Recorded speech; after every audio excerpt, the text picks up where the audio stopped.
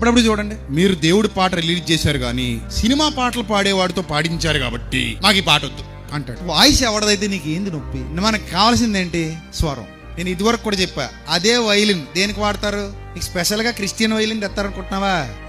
గుర్తకు కూడా స్పెషల్ గా Christian violin అనేది ఉండదురా నాయన.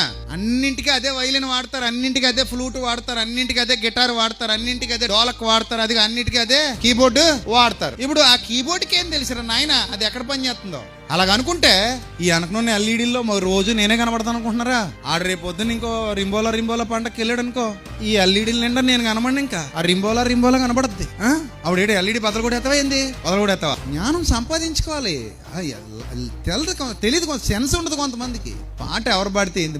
మనకు కావాల్సింది ఏంది అక్కడ?